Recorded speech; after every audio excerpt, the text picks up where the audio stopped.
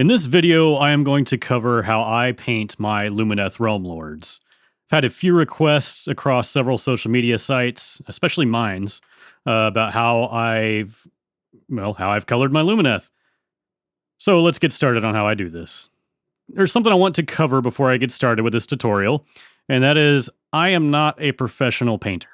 I am painting this at a battle-ready standard plus, I would say, because it's basically battle-ready with a little bit of layering and highlighting, but not a lot. So to start off with, the most important step is to prime the mini in black. I use Chaos Black Spray, but you can use an airbrush, you can use a paint-on primer. The important part is that it is a black primer, and that is because of the second step, and the most important step of how I get the green shine on the armor. Now, the second step is to use this Tester's color change spray, green copper. You just spray this anywhere there's any sort of metallic or any sort of armor that you're going to have this color. It's probably going to end up getting all over the model anyway, but you can still try to minimize it getting on everything. But as long as all the armor and all the metallics that you're going to have this color are sprayed that, it will all have the green/copper color change. It shows up a lot more in person than it does in camera, but it still does look pretty cool. Next is to find all of the robes or capes or anything like that, anything on the outside, any cloth that's on the outside. In this case, for Myari Lightcaller, it's going to be the cowl, the sleeves, and the robe. Those are all going to be Averland Sunset. It's a yellow from Citadel.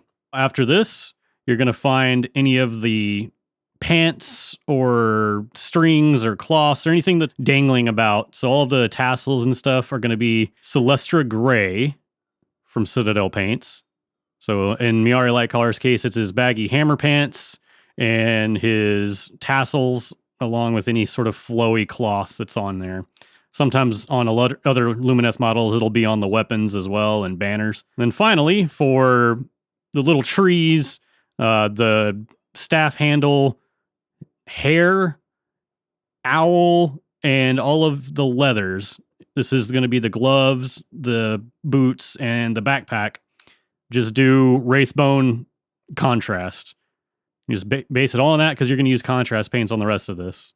Now, once your contrast paints have dried, you can go ahead and choose whatever hair color you'd like, but I chose to just do Agrax Earthshade, a little thick-like on the hair. Then for the face, I chose Dark Oath Flesh, but I did 2 coats. I did 1 coat and let it mostly dry, and then did a second coat as well, but tried to not let it pool so bad that you lost the details of the eyes and whatnot. I'd like it a little bit darker, but with the hairstyle, I didn't want to go too dark. Now, typically with the rest of my Lumineth, they all have a darker skin. Just I figured they're on a mortal realm that's basically the sun, so I assume they'd have a darker skin tone. But this guy with the hairstyle, it didn't make as much sense, so I just went as dark as I could.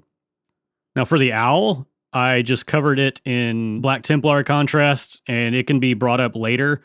I'm not going to do so in this tutorial, but at other time I feel like doing it, or you feel like doing it, you can go and dry brush or highlight any kind of extra colors on the owl you'd like. I did end up dabbing his eyes yellow just to make those stand out more, and I'll eventually go over the beak and the claws a little different. But for now, this will get him on the table and on film. For the staff and any of the woods for the tree, I just do wildwood contrast. And then for the leathers, which is the backpack, the gloves, and the boots, I do snakebite leather, which is one of my favorite contrast paints. I really like how that turns out. You do shade everything in Nuln Oil. Everything that you've base coated that's not a contrast. So basically just the yellows and whites. Or I guess the Averland Sunset and the Celestra Gray. After this is all dry, you do go back and layer up with Averland Sunset on the yellows and with Celestra Gray on the whites, just to clean it up and brighten it back up after you've shaded it. After that, you edge highlight the yellow in Flash Gits. You just kind of choose which edges you want. I mostly chose the obvious lines and edges, but you can do more than I have here. And for the whites, I do white scar, mostly on the edges of the cloth, the ends of the tassels, and a little bit of the pants. Now for the plants and the leaves on the tree, I just do the yellow contrast. I can't remember the name of it, but the specific yellow contrast. Now the most important part for the armor, you don't touch the armor with shade, you don't do any of that, which is kind of nice for getting this done quickly. But all you do is take Moot Green, one of my favorite colors from Citadel, and you edge highlight, especially on any of the sigils on the chest, and the edges of the shoulders, and anywhere you find the little crescent moon, just, edge highlight, maybe even a little bit more. You can see the crescent moons I cover completely. But basically just on the top of things. You don't have to go crazy with it. You just, at your discretion, edge highlight with moot green.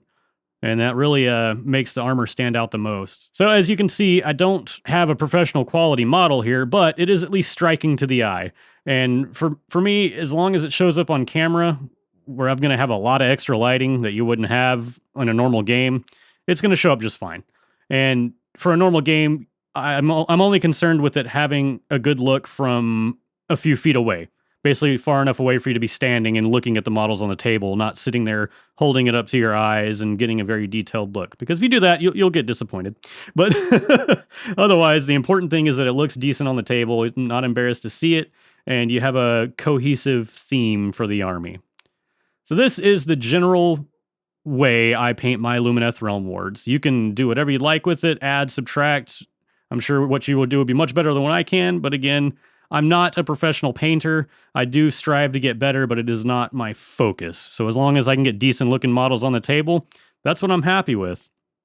And honestly, you should be too. I'm not saying you have to be happy with that, but if all you can get is battle ready or somewhere close to it, be happy with where your skill level is at.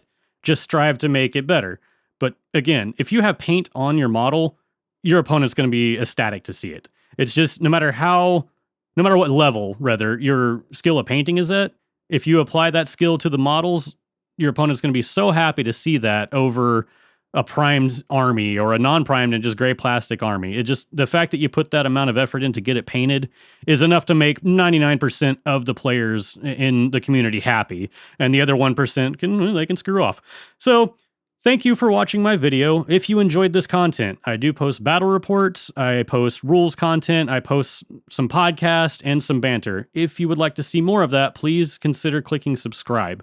That helps me more than anything because, once I get to 1,000 subscribers, just watching the videos helps me. So I really appreciate you being here, and have a wonderful war game.